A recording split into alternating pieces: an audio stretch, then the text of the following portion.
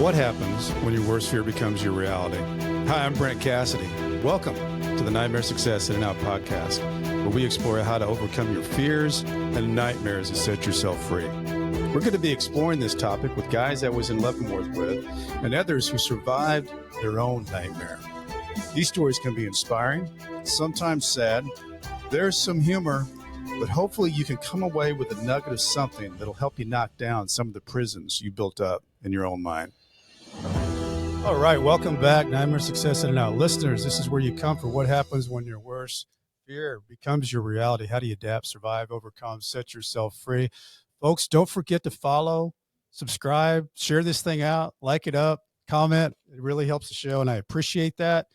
So who are we talking to today? Well, one of the things I love about having this show is that I can talk to people who I think my audience will find interesting. And my guest is Dr. Muhamad Ali Rifai, and his story is it's fascinating. It really caught my attention. He's just got a book that came out as Dr. Not Guilty, so I'm giving it away. This is one of the guys that actually got indicted, went through the whole process, went to trial. And I know you guys know the statistics because I say it a lot. 97% of the people who get indicted plea, and then the other ones that go to trial usually lose, and then they get extra time because they went to trial. Dr. Rafi did not. He won, and the whole thing of how it all happened in the courtroom with a couple of his witnesses, how they brought down the case is really interesting. But he's got a really interesting background. He lived some of his life in Syria. He survived machine gun fire as a child in war-torn Syria. He escaped thyroid cancer. He walked away from a car crash that should have killed him. He had all that going on, but nothing, as he says in his book, nothing prepared him for the most dangerous enemy of all, the United States government. And after he got done with all this, he founded SHIELD to help other professionals on how to fight their way through the justice system. And one of the things that I think is really interesting is when COVID came around, telemedicine, teletherapy, all those things began to be talked about a lot, how they were treating people, through Zoom, through talking to their doctors. Well, Dr. Rafi actually started this back in 2007. I think that's maybe one of the reasons why he got on the radar of our federal government. But I can't wait to unpack all this with the doctor. But before we do, I want to recognize our show sponsor, Auto Plaza Direct. Who likes spending a couple of weekends walking car lots, looking for a car, and then you spend 4 or 5 hours in the dealership to buy a car. It's kind of like a root canal appointment. Well, there's a better way to take away all that pain and hassle getting a car. It's called Auto Plaza Direct. They are your personal car concierge. Just tell them the car you want, what you can pay, and they'll find that car for you. They'll negotiate your best price. They also offer you warranties and financing. It's all full service. Go to autoplazadirect.com to get started with your personal car concierge. The new hassle-free way, the car buying experience you deserve. Auto Plaza Direct. Tell them Brent from Nightmare Success sent you. Dr. Rafi, how are you? Very good. Thank you very much for having me on the show. I'm excited to tell my story. Well, congratulations on your book too. I did one of those books, and there's a lot that goes into that, but I think it's pretty cathartic. Did you find it like getting your words on paper? How did you like that process? I found it very cathartic, and the book doesn't just contain my story. It contains the stories of other colleague physicians who've been on the other end of being prosecuted and persecuted by the United States Department of Justice unjustly, and they beat the odds also, and they were successful in being found not guilty. So I tell some of those other stories and recognize some of other physicians that were on that receiving end. Gives them hope.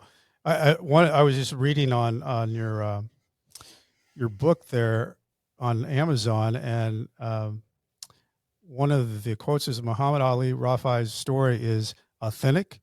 It brought me to tears several times. A great example of resilience. Dan Clark, New York Times bestselling author and Hall of Fame speaker. It's a good endorsement. Take us back a little bit. With the Rafi family, Syria, I've not had anybody on the show that's lived in that environment. What was that like as a kid? It was difficult. Basically, growing up in Syria, there was civil war going on in the late '70s and '80s. My first memories is a tank parked in front of our car that would occasionally fire unannounced tank shells at insurgents far away. So imagine you're just in your bedroom and a tank fires periodically unannounced. Um, and Well, so how that did that affect everything else in like normal living life? I mean, going to school, having dinner at night, like how does a family, and you have a really smart family, you got a yes, family of doctors, yes. education wise, school wise, sports, what, what was life like being in It, that type of it, wa- it, environment? it was difficult. I mean, I was on the edge of death all the time. Fear was there all the time. That's one of my experiences where I was this close to being not here. Machine gun fire. Insurgents were having firefights with government soldiers, and government soldiers thought that they would teach the population a lesson, so they stopped a couple of school buses. And one school bus had high school students, and they put them on the wall and just machine gunned them. And then when it was time for the younger children, I was in the bus with the younger children. The officer decided that it was going to be a little bit more difficult, and so they kind of changed their mind, and they didn't go through with basically kind of killing everybody. But it was I still have those memories of the machine gun. Mm. What age were you when you and your family moved to the United States? We moved to the United States when I was 14. So Okay. so that's why my English is It was and I fantastic. had yeah and I had grown a little bit part of earlier life also in the United States when we went back to Syria. So throughout my life I was between here and Syria. So kind of multiple times. But I think that prepared me. I sometimes think about that and thank the Lord, because that prepared me for what was coming, what the Yeah. fight. Kind of learned resilience, learned to withstand the toughest circumstances, and stand up for justice, truth, and honesty, no matter what the odds are. So Muhammad, when you made the the big move and permanently in the United States, what, going to school and being a kid, were you basically accepted as just a normal kid that moved in from out of town, or was it Yes, different? yes. I was accepted as a normal kid, moved out of town, and went to high school, and did very well, and just kind of for a while there felt that life was turning around. However, life didn't turn around, because I started having health problems, I read thyroid cancer. and it turns And out what age were you when that that happened? was at age 14 when we had just Oh moved my here. gosh, you're And this kidding. was 1987.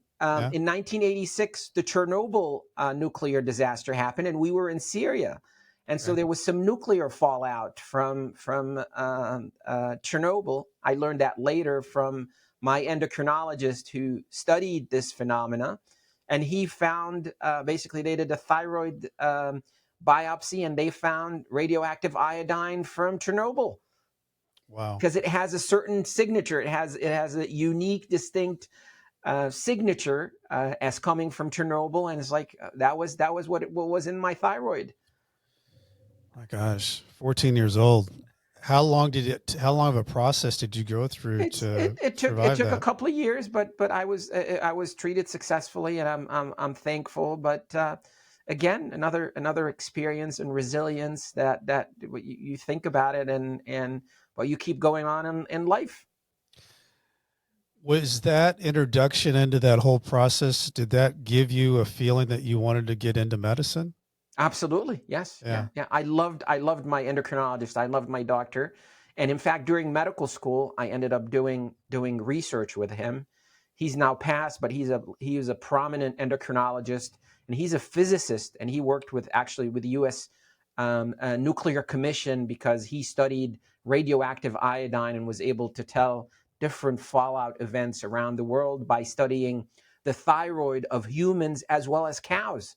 So he would take samples from different animals and samples from humans, and would be able to tell you nuclear fallout and where it went.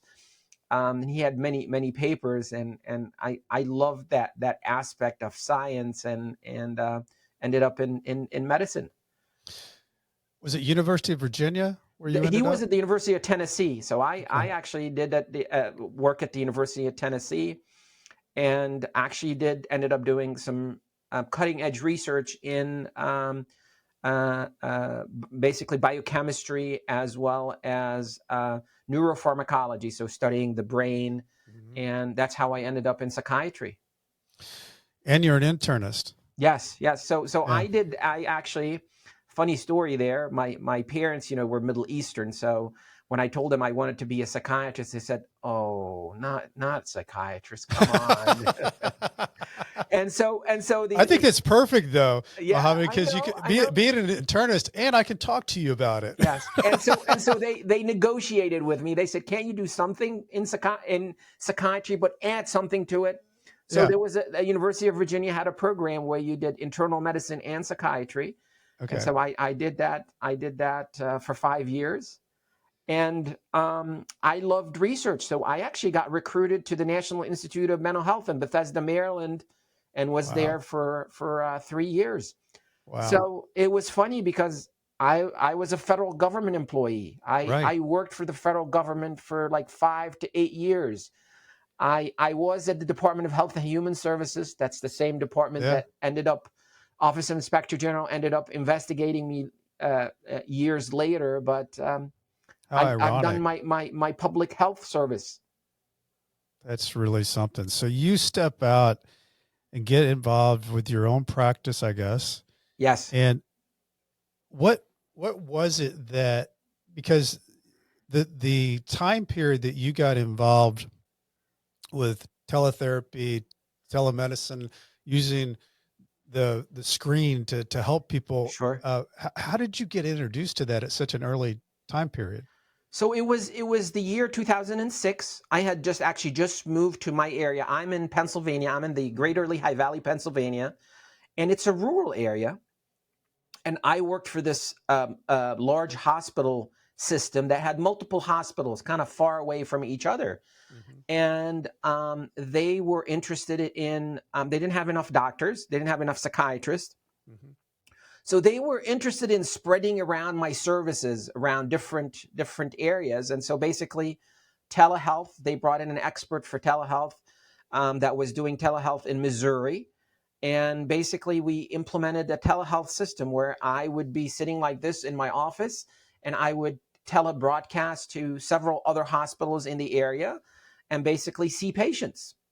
And that Wow. was 2006. We got a grant from the federal government.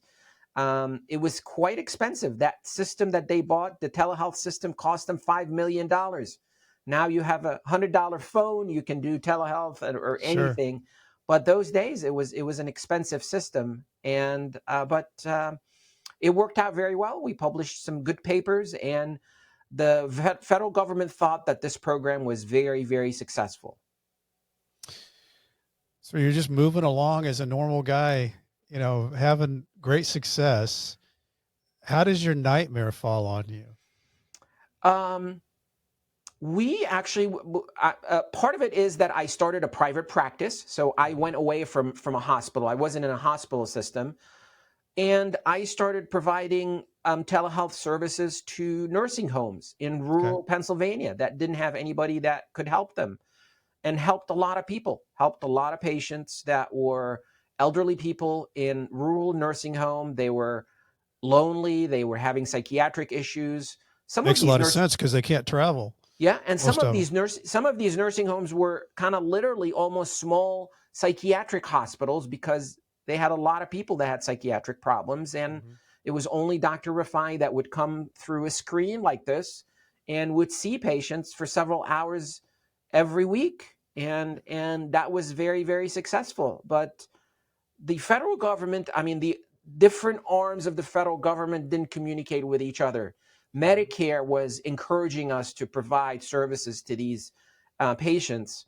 But, the other parts, the investigative parts of the federal government, they were not having it. And so the Office of Inspector General for Department of Health and Human Services, they got involved. And when you're a hammer, the only thing that is to hit a nail. So that's all they knew, is investigate, prosecute, and indict people. And that's what they did. It was a train. It didn't matter what you did. It didn't matter how good your paperwork, your documentation, everything that you did, your due diligence. It was a train that was going from station A to station C, which is conviction. That's station C for them. And there was no job. derailing it. Yeah, a lot of people think it's justice. The job is a conviction. Absolutely. I think I remember reading that it started with just an audit, right? They just showed up for an audit. Started with an audit. Started with actually a patient that didn't want to pay a copayment. Yeah, they called and they said, "Oh, I have a copayment," and we ended up finding on later on that the copayment was legitimate, and Medicare wanted the patient to pay the copayment, but the patient didn't want to pay the copayment. That's how it started. And basically, they did an audit, and unbeknownst to us, they didn't pass us. They didn't pass us with the audit, even though I hired an attorney, I hired a coder. They said everything that you submitted was kosher. They gave it to a contractor who kind of fudged the numbers and fudged the results, and we didn't pass the audit. And basically, the investigation started. Did you know at that time that an investigation had started, Muhammad? No, I did not know. We thought that the audit results were favorable, and we thought no news is good news. Mm-hmm. But in the federal government, no news usually means bad news.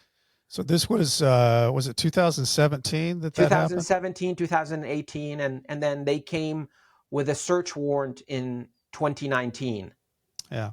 So a couple of years went by, or a year or so. What are you thinking when the search warrant thing shows up? I wasn't sure. I wasn't sure, but I think that my understanding of the legal system kicked in pretty quickly. I had throughout my career served as an expert witness, psychiatric expert witness. So I've testified in court multiple times, and a statement from a judge resonated with me very, very quickly. He said, "When you're confronted with the police, just don't say anything." Talk. Yeah. Right. Yeah. Say nothing and save everything. It was in my book. Basically, just invoke your Fifth Amendment, because no matter what you say is going to be misconstrued, is going to be, no matter, even if you think that you are smart enough that you're going to be able to dissuade these officers from their objective. Well, it's a really good point, because a lot of people just have this feeling that, these are good guys. They're just trying to help. And if I could just tell them what's going on, then everything will be okay. And it's really, really good advice, because if you're tagged, they're building a narrative of you being somebody that is bad.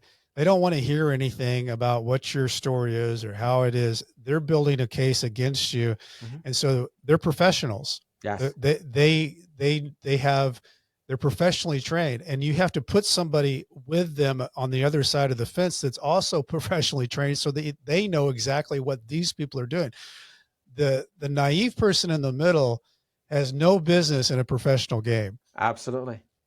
But, I tell a story in my book. Even the person who's professionally trained as an investigator, I tell the story of General Michael Flynn. Now, General Michael Flynn is he was the head of the military intelligence for the United States military. He interrogated the Taliban. But, when these FBI agents came to him, they basically lulled him into basically telling them what they want. And then They wrote whatever they wanted. and they got him on making false statement that the wall was green while it was blue. Well, and that's another good point, Muhammad, is that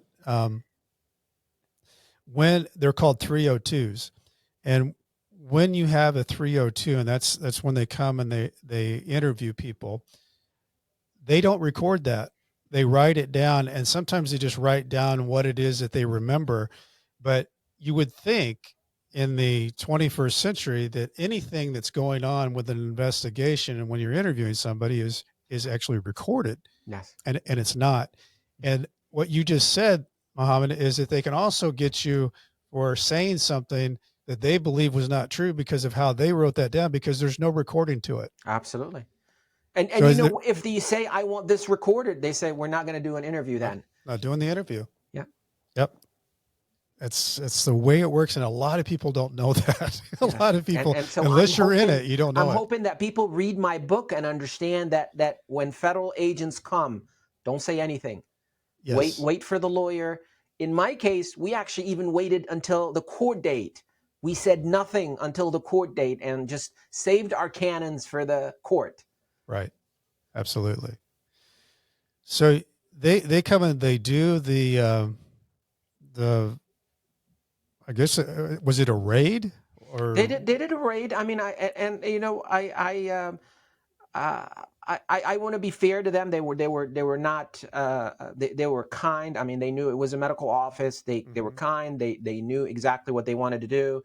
They want the records that they want to do, the electronics that they want to copy. So it wasn't like violent or anything like that. And basically that's it. That they did their raid in June 2019, and then they disappeared. For how long? They disappeared for about 2.5 years. So COVID happened the next year in January, February. COVID happened, and everything was shut down, and they did nothing until December 2021. So what happens then? What happens in December December 2021? They came back again. They came back again and said, well, Dr. Rifai, you are a target now. We're bringing a target letter for you. You better hire an attorney. Or I said, thank you very much. I got the target letter from the agents, and then things started.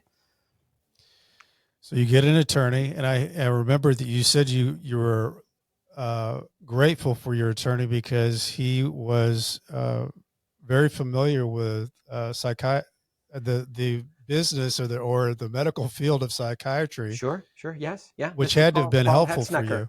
Yeah. And his dad is a psychiatrist, a very prominent psychiatrist. He's passed now, but there's a professorship in his name at Temple. And his brother is a child and adolescent psychiatrist, still practicing psychiatrist in the area. So he knew the business of psychiatry, and basically, and that's another message for people, is that we did try with the federal government to say, well, what is it that we don't think that Dr. Rifai did anything wrong, and what is it that you're investigating? And what was it that they were saying that you did wrong? Because it's healthcare fraud, and that's such a vague, gigantic umbrella. What were they saying you were doing? So basically, they said that the services that we provided by telehealth, they mischaracterized them. They said these are just medical visit. You saw the patient, you didn't talk to them, you just gave them a prescription and sent them on their way, versus what you billed, which is a medical service, so a prescription plus talk therapy plus talking to the patient. And they're basically, the fraud is that you billed for talk therapy and you didn't do talk therapy. That's just the gist of it for layman's people. And they basically, each service was about $43.46. And there were 4 charges. Each charge was 10 years in jail that they said were fraudulent. Not for $43. Yeah, so that was what was shocking to me, is I couldn't believe the dollar amount in these charges. $180 for the 4 charges. And what they do is they do what we call extrapolation. And they say, well, between 2017 and 2022, that's 5 years, you did that many of these services. So these 4 services are just representative of other services. They can stack them. Right. And then they said, oh, okay, we want $1.3 million from you. Mm-hmm. So what when you get with your attorney immediately, because of your background, because of being an expert witness, are you thinking we're going to fight this thing out? We're going to get into the thick I of it. told my attorney, yeah, we're going to fight this thing out, and we did try, but I think there was no dissuading the federal government. As I said, it's a train, and they were doing as we were basically trying to have discussions with them. They had a grand jury impaneled, and they were having witnesses testify in the grand jury, and they were negotiating with us. But the negotiations were not like, okay, this is going to be a civil settlement or anything like that. No, your client is going to plead. We're 100% sure that what he did was fraudulent. And so, and that's another thing, Muhammad, I want to point out is that you said they had impaneled a grand jury. Most people think when you think of a jury that you hear both sides. You think that here's the prosecutor, he's going to present his case, and then here's the defense attorney, and then he's going to present his case, and then that jury will decide if there needs to be an indictment. That's not right. What happens is the prosecutor brings witnesses in and presents his case, and there is never a side heard from the defense. Yeah. And I mean, they offer you to testify, but no attorney will allow you to testify because they could misconstrue all your words, and nobody ever testifies in grand jury because your lawyer is not allowed to be there.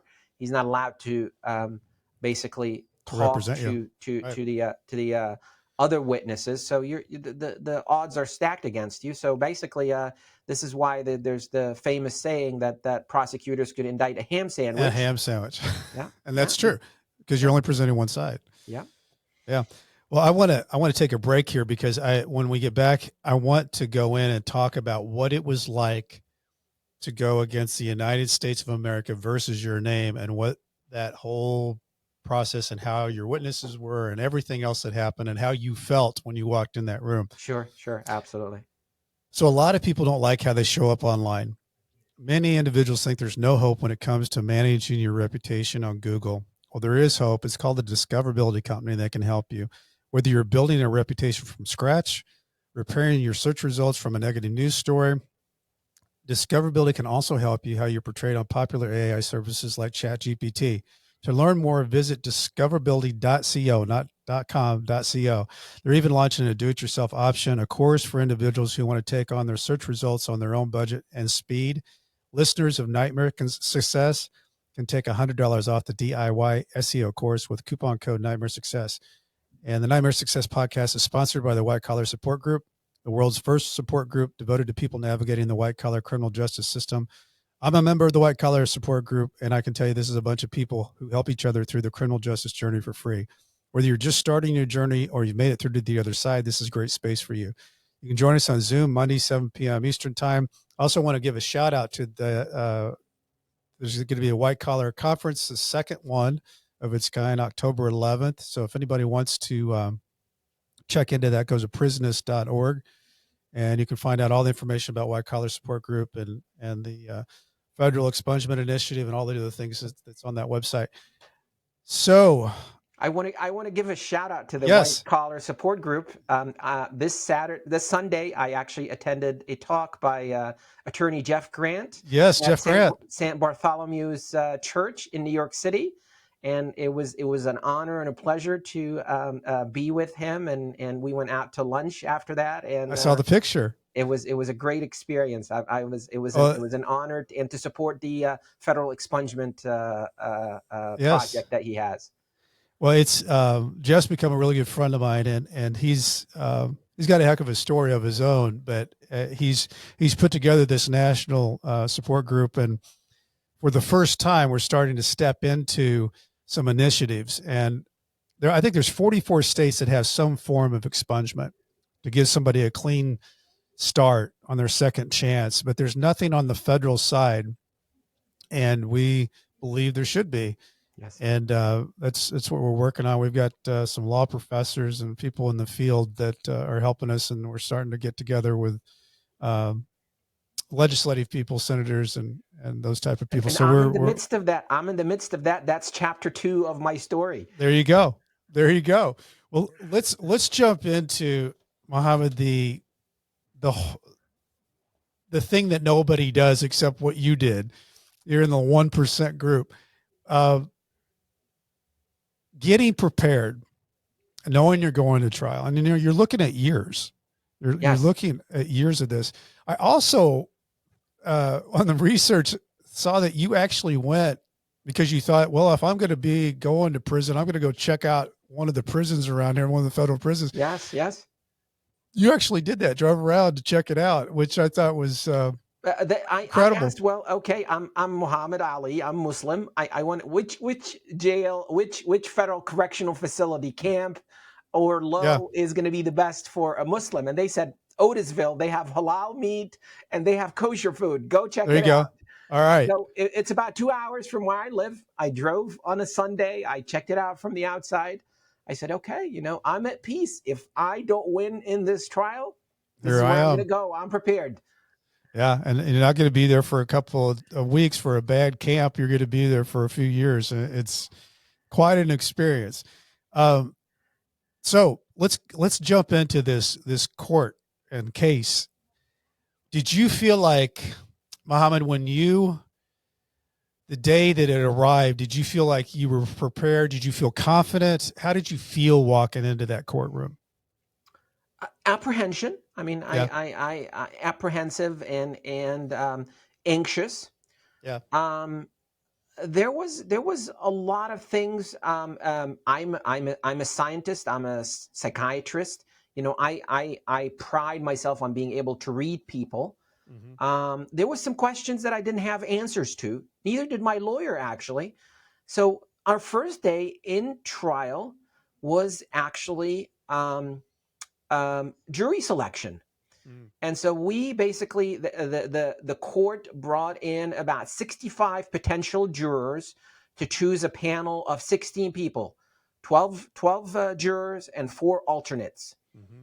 And basically what we did, the jury selection was just by elimination. So all the jurors, 65 of them sat, and basically we had questions that we would ask them, and they all had numbers. And we would ask different questions, but some of the questions we didn't have answers to. So this was a Medicare fraud trial. Is it better to have somebody who has Medicare or not to have somebody who have Medicare? I don't think that we had an answer for that question, but we actually ended up picking up 3 people who were Medicare recipients. And that ended up being positive. Is it better to have somebody who is a federal employee on your jury? Yes or no? We ended up actually picking up 2 federal employees on my jury panel, and it ended up being a positive thing. So there's a lot of questions about jury selection, federal jury selection, that we didn't have a lot of answers to. And part of it is because there's only 1,700 trials, criminal trials in the United States every year. Only 1,700 out of about 75,000 people that get indicted federally every year. Only 1,700 trials. Quite a statistic, isn't it? Yeah, if you spread it on like my judge didn't have a trial for like a year and a half. Didn't have a federal criminal trial for a year and a half. I was his first trial in a while. So there's judges don't have a lot of experience in trials, in criminal trials, federal criminal trials. U.S. attorneys don't have a lot of trials. So like it's only about maybe 20 federal criminal trials per U.S. attorney's office. So not a lot of trials. And so I was lucky that my criminal defense attorney had 30 years under his belt and had hundreds of state as well as federal criminal trials under his belt. And he knew how to run this show much, much better than the U.S. attorney's assistant U.S. attorney who was prosecuting this case. So everything gets set. You get the best of what you can get for the jury. Yes. And I guess a funny story with one of the jurors. One of the question is, did you hear anything about this case? So when this case happened, there was a press release from the U.S. Attorney's Office, and the newspaper wrote about it. And they Yeah. wrote, well, they said Dr. Rifai, through 7 years of practicing, he stole $1.3 million. So this juror said, she raised her hand. She says, I heard about this case. Mm-hmm. So basically, the judge and my attorney, I wasn't there to hear the story, but my attorney told me this story. She says, well, I heard this story, and it's like $1.3 million. I divided that by 7. And it's like, what kind of loser fraudster is this? He's stealing $150,000 per year. Well, why would he do that? It's like he's a loser fraudster. So needless to say, she got eliminated. But that was so. That is funny. Even the potential juror who heard about the story of the indictment had doubts about like what was going on. What is this government doing that they're saying? Like, he's a doctor. He makes much more money. Why would he go after this small amount? Exactly. Yes. So you get into this case, Muhammad, and I think, is it two? It's just 2 witnesses that you have on your side, right? I only had 2 witnesses. So basically, the prosecution, the federal government, brings in their witnesses. They brought in 8 witnesses. Okay. 2 of them were experts, and then they had 6 other people, 2 agents, and then they brought in 4 of my employees that they strong-armed into scared to death, testifying against me. And that I was lucky, and they couldn't find one patient who would badmouth me. There's not even one patient they could find. It's like the federal government is pretty successful. It's like, oh yeah, they interviewed 8 patients. They couldn't find one patient who would say one bad word about Dr. Rifai. So Dr. Rifai, you get through all their witnesses, and then it's your turn, right? So one of their witnesses, the main expert. This is a big shout out to my attorney, Mr. Paul Hetznecker. He cross-examined her very effectively, and this was, I talked about this audit that they did in 2017. Mm-hmm. They never told us the results until court, until the we didn't know. Yeah, you didn't know. But then when we looked at the audit results, because when I did the audit, we had an attorney and a coder that looked at it. Mm-hmm. And we found out that the entire results were fabricated. Basically, they said that I billed for patients on days that they didn't have records. They didn't ask for records.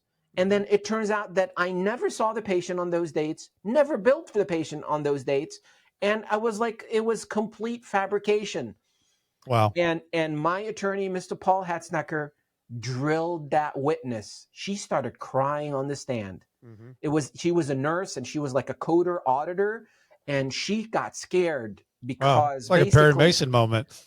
Because yes, it was a Perry Mason moment. And then at the end of her testimony, he got her to say that she does not support the entire investigation, the entire prosecution by CMS or the federal government or the Department of Justice. Wow, and that was their witness. That was their witness, and we ended on that. That was after her starting to cry on the stand, and I think that was the changeover moment, because the jurors were just on the edge of their seats listening to this expert that the government got. This is the government's expert. It should be a slam dunk, and she's crying on the stand. I think that was the change. That moment. I sure sounds like a game changer. I mean, I would think that the jury who's listening would have been saucer-eyed to hear the back and forth. So, who were your witnesses? So my witnesses, I got the coder, the coder who looked at the audit, and he came, expert coder, knows his stuff, and he said, the business of psychiatry is pretty simple. It's like you talk to the patient, you prescribe him medications. It's straightforward. He simplified things for the jurors, and they just understood the whole thing. And then he was successful in conveying that message to the jurors that, look, Dr. Rifai's business is not very complex. The government is telling you it's complex and you got to understand. Oh, you can never understand what it is. Believe us. This is it. He says like, no. It's straightforward. He has only two services, two things. He has like, he has rice and potatoes. And there's there's nothing else. And he was very successful in explaining things to the jury. And then I had a psychiatrist, a practicing psychiatrist, not from my area, from Georgia. Mm-hmm. And he came and he had this Southern twang Georgian accent. And he's like, what y'all folks are doing here? It's like, this is bread and butter psychiatry. There's Dr. Rifai did nothing wrong. I practice, probably he's practicing like 99% of all psychiatrists. There's nothing there. There's no fraud. I have no reason to come here and testify on his behalf. This is just bread and butter psychiatry. And I think the jury listened to him very, very well. I forgot to ask you, Muhammad, how long did this trial last? So the trial started on a Monday was jury selection. Okay. It ran through Friday, and then the next week ran from Monday, and the closing, basically closing statement, closing remarks were on Wednesday, and the case went to the jury on Wednesday. That was Wednesday, May the 8th. Wednesday, May the 8th. I'm sure you remember 2024. That. How long did you have to wait with the jury deliberating? So the case went to the jury in the afternoon around 2:00. Okay. After they had lunch. They went into deliberation for about an hour and a half, and they came back. Wow. Where were you? Like, because I mean, what were you thinking? Like when this jury goes to deliberation, what were your thoughts as they left the courtroom? I'm just praying. I'm just praying and asking God for help. I'm a pretty spiritual, religious person, and I asked God for help. And an hour and a half later, they came back. That's really fast. And I thought it was the verdict. And they said, no, we want the judge to reread the jury instructions for us. Okay.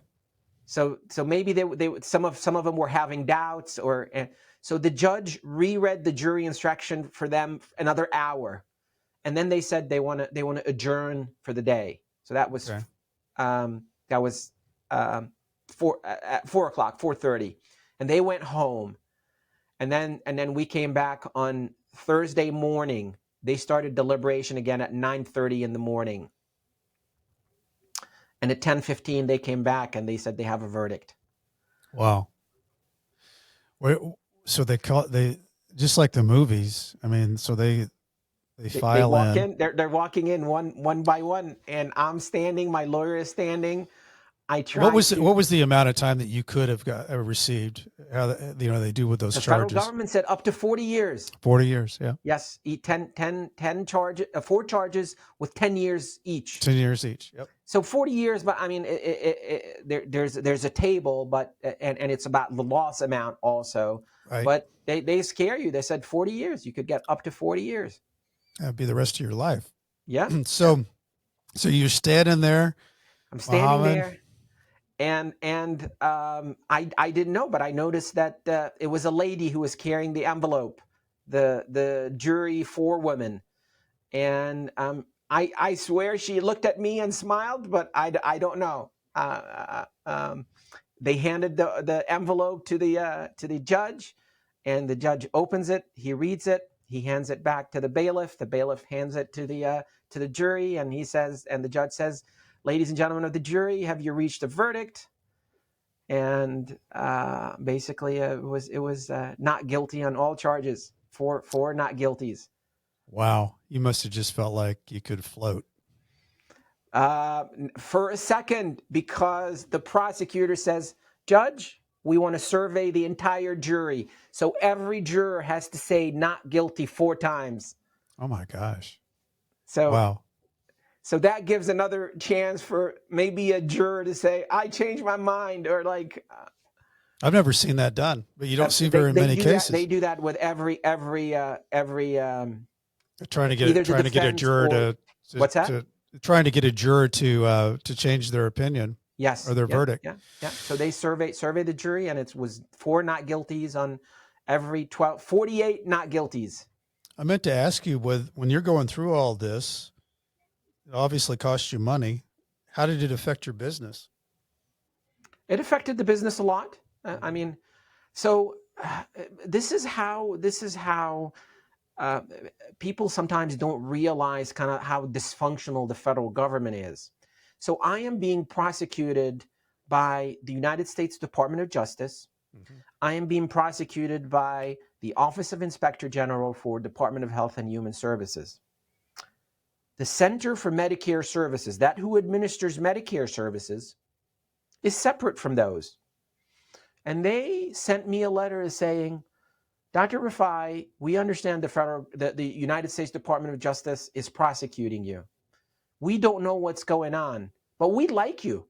We want you to continue to see our patients, but we can't pay you. But please continue to see our patients, our Medicare patients, but we will do a payment suspension. If you're found not guilty, we'll pay you back.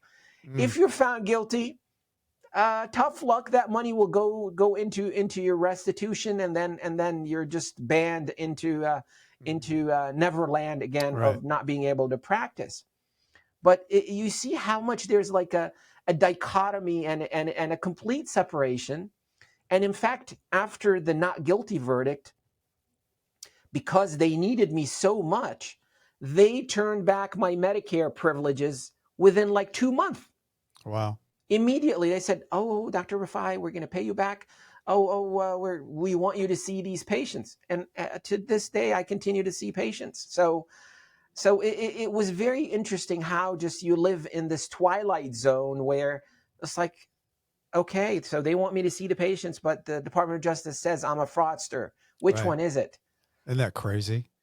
I mean, if you really think about it, if you're supposed to be this bad guy, why in the world would they want you to see the patients? I mean, where does that all make sense? It just doesn't.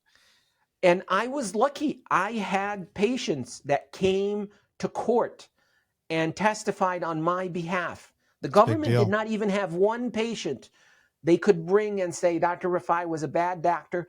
I had 5 patients, Medicare recipients, that came to court and testified on my behalf. There's even one patient who actually started crying, and she said, he saved my life. Release him. And she started yelling and telling to the jury, release him, release him, release him.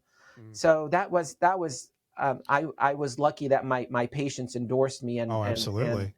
and stood up for me. Had to meant the world to you.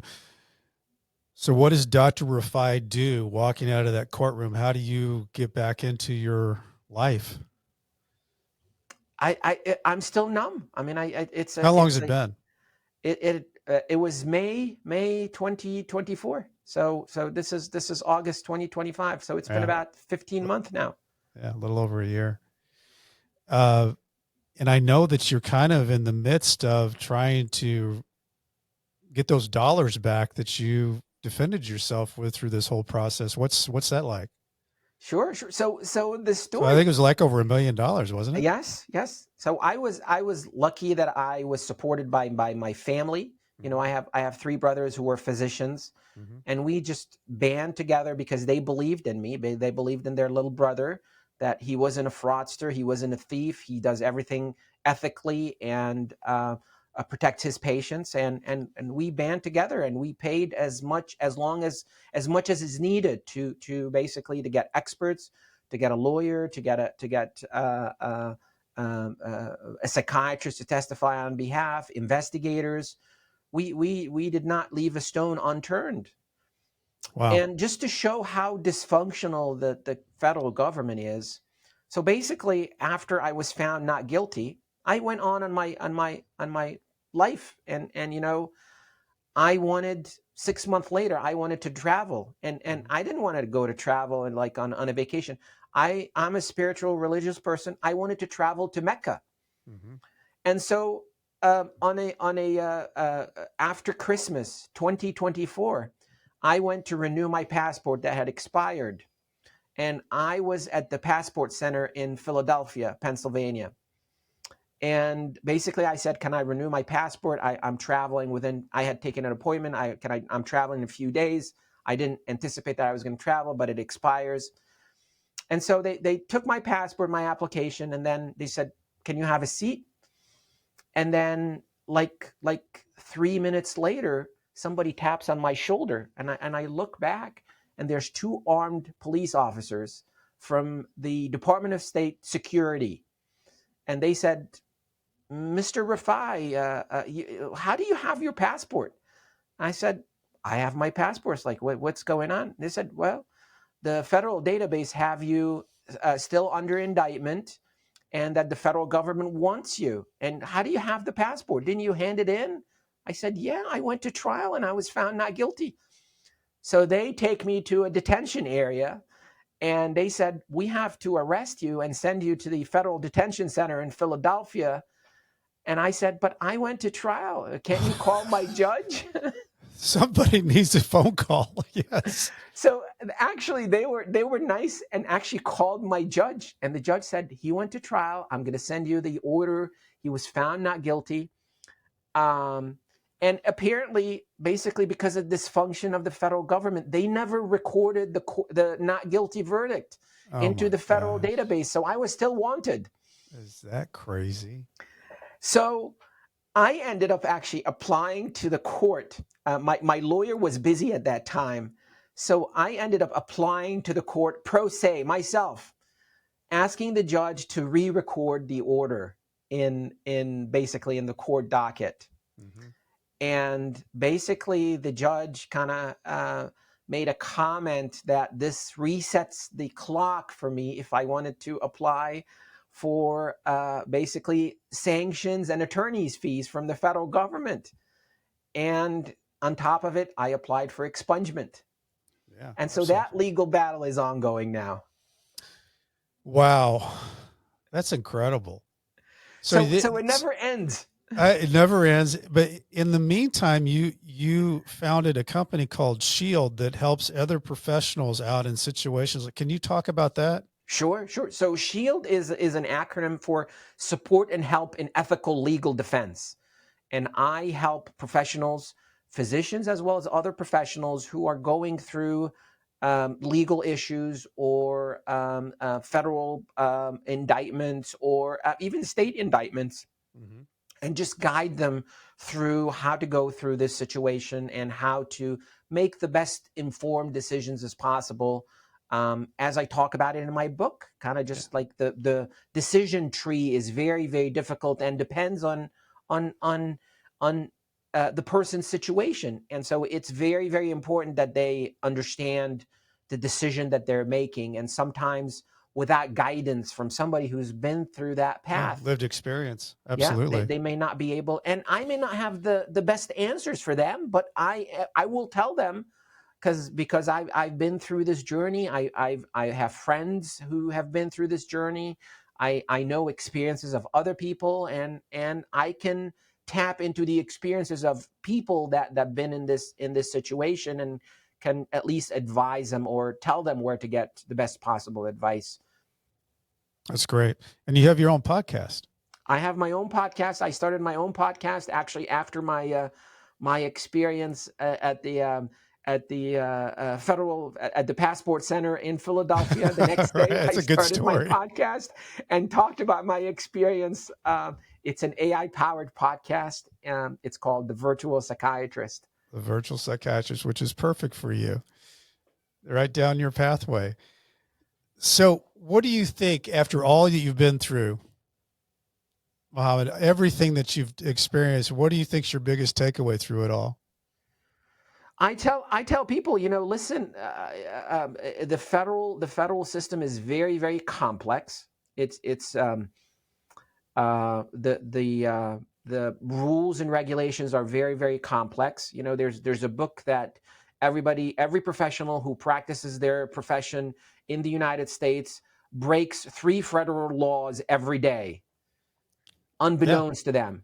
That any time any of us could be federally indicted for something that they don't know about and could go to jail for a long time. This is how many laws on the book we have.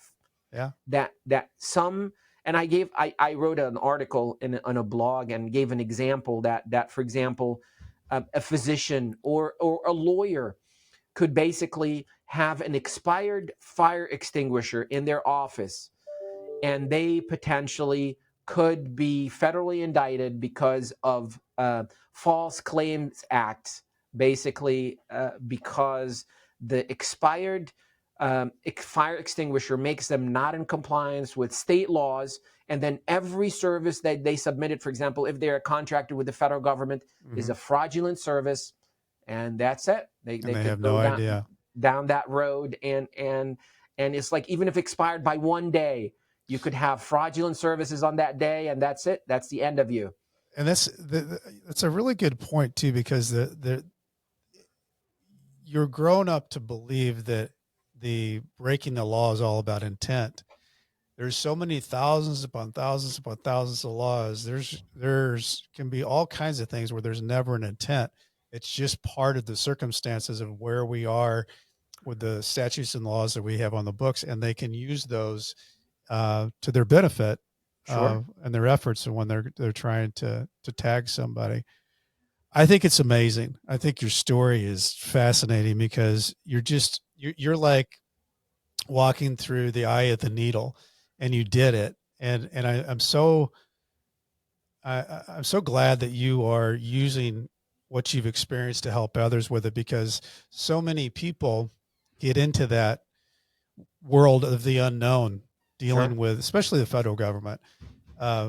It's just so overwhelming. You know, somebody gets something in the mail and then you're indicted, and then you see it's the United States of America versus your name. There's nothing more overwhelming than that. And how you tackle that and live through that. Like you said, everybody's situation's a little bit different, but there are certain things and principles that you could go by because of your lived experience that you can tell somebody to help them out. And that's a big deal. Big deal. Never So talk to the police. Never talk never to the talk police. to the police. Exactly. Never, ever. That's such a good tip. And I want to bring up your book again. It's Doctor Not Guilty. It's out on Amazon. It just came out at the end of July. So check it out. I'm going to be buying it myself. I was reading the cover part of it on Amazon. It sounds fascinating, and your story's fascinating. I'm so glad that you made it through, Dr. Rafi. So if people want to get a hold of you, what's the best way to find you? They could find me on my website. Okay. It's alirifai.com. That's ALYRIFAI.com. They can find me. I have a phone number. I have an email that they could contact me very, very easily, and I'm available. And our website, Shield, is actually online now and running. Shield.expert is the website. Shield, SHIELD.expert. Perfect.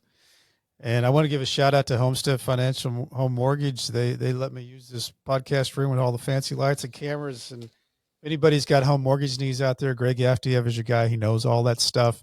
He can walk you through it. I've got a book out there too. It's Nightmare Success, Loyalty Betrayal, Life Behind Bars, Adapting, Finally Breaking Free. Check it out on Amazon, Barnes and Noble. Go to BrentCassity.com if you want to check out what I'm doing. I spell it wrong. I spell it with a TY, not a DY. As I used to say when I was talking and emailing to my people from Leavenworth, stay strong. I'll do the same. Dr. Rafi, you have survived a lot of different things in your life, and you're still walking and talking. And I appreciate you coming on today and sharing your story. I'm excited. It's my pleasure, and stay tuned because I have a chapter 2 of this story, and we may have another jury trial. So I won't talk about that, but there may be another jury trial, and I'll tell you about that next time. I can't wait to hear it. Nightmare Success, in and out.